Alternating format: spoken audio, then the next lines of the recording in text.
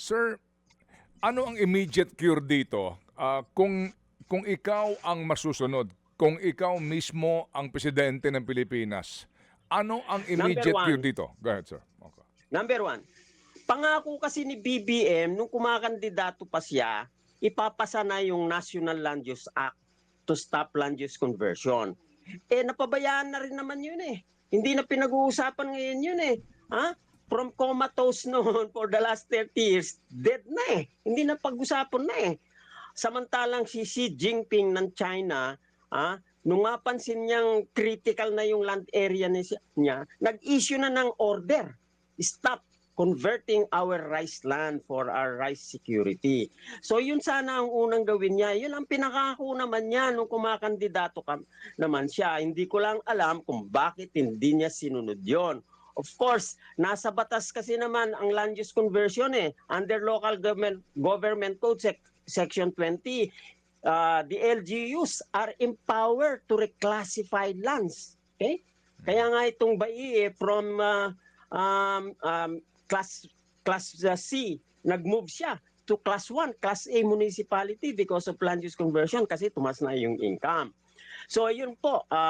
So marami yung and yun na nga, yung support, okay? Ang sa price stabilization po, ang Thailand nag-i-invest sila ng 600 billion para ma-stabilize yung price. Sa India, ang price stabilization nila is worth 1.3 trillion. Sa atin, ilan lang? Ang NFA, 5 billion. Anong magagawa nun? So, yun po, hindi ko alam bakit hindi nila tinitingnan yung mga data na ganyan. Support sa agriculture, kahit nagyayabang sila na ito raw historical, yung 258 billion na yan na budget ngayon ng Department of Agriculture, na wala naman sa market, na hindi naman ika nga balanse, may production support na worth na yun na nga sa RCEP na 30 billion, 5 billion lang naman ang sa market ang sa purchasing ng NFA, which is only equivalent to 3 to 5 days of our consumption.